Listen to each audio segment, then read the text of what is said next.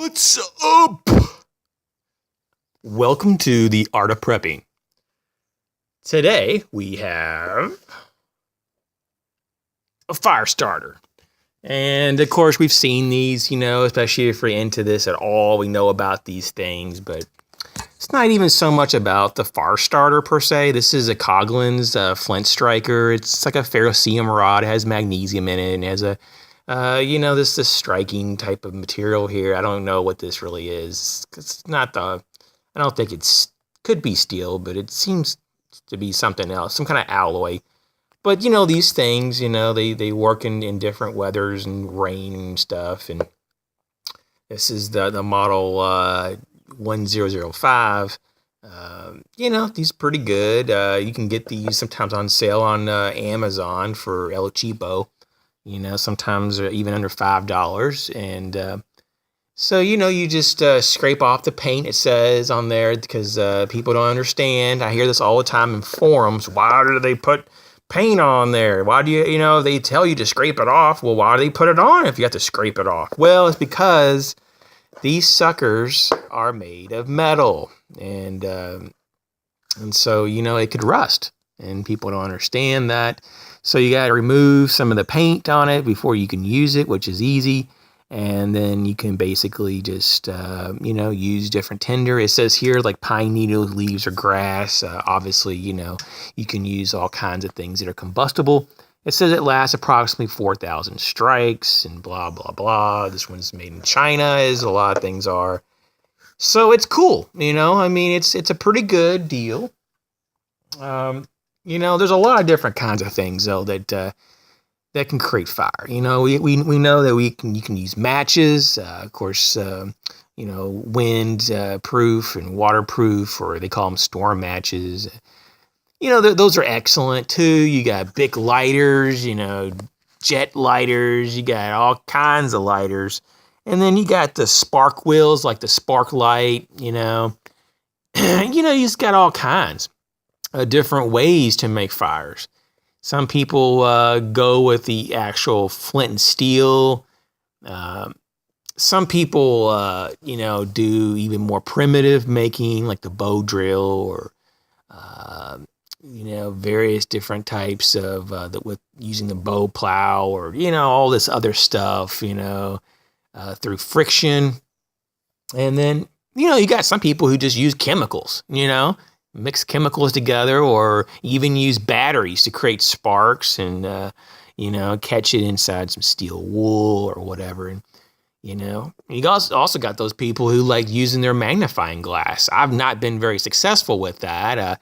I went so far as to get a 12x8 Fresnel lens, and I still can't even make a fire with it, but I'm getting close. I think it's just sometimes about the intensity of the sun. So magnifying glasses are another way.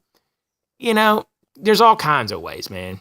And hell, you can even use mirrors if you do it right. There's even people who have figured out how to direct the sunlight through a water bottle and focus the beam to catch paper on fire or whatnot. You can do a lot of shit. So in the end, if you get something like this or something else, just know how to use the thing.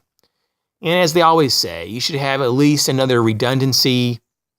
And if possible, at least a tertiary means to create fire, because fire is so important. It's up there, man. It's up there. It's like up there with shelter. We know that pretty much the main cause of death is exposure, and so shelter is number one in almost all cases, unless there's a life-threatening freaking medical emergency. You got to take care of the freaking shelter, man. Next is to create some kind of fire, so when you do get some water, which is pretty much one of the next ones, you can actually boil it and manipulate that to kill any kind of funk in it. So, anyways, just want to just talk about that. If you're into this kind of ferrocerium stuff, these rods, they call them like metal matches and all kinds of variations. Some of them are harder metal and steel than others. Some of them have different mixtures of magnesium in it than others. You're going to have to research that, They really are just a ton of different things. And I mean, you can go with so many brands. I mean, here's even, I just saw something right next to me, and this is what this Bear Grylls, Firestarter. It's not bad. I think they're going for like $9 to $10 on Amazon at the time of this video. Actually, it's not that bad. I mean, it's doable, but it comes with a whistle and some stuff. But instead of getting caught up in the hype of any name brand and stuff, just kind of see what works for you. And using these magnesium stuff, man, it's not really as easy as you think it is to create fire. You got to have some very, very small amounts of tinder to catch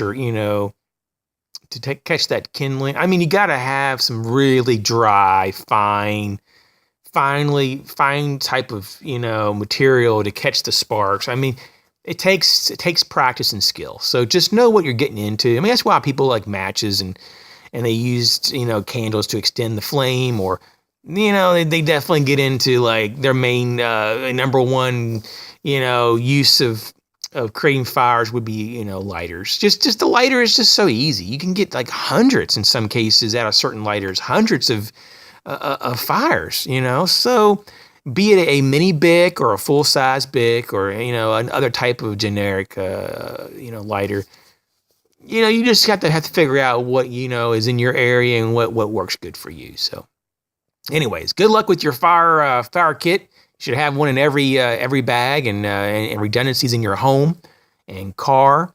And with that, my best on your adventure on the fire kit. And don't forget to spread the word and subscribe and leave some comments. And I thank you very much. This is the Artist of Prepping. Out.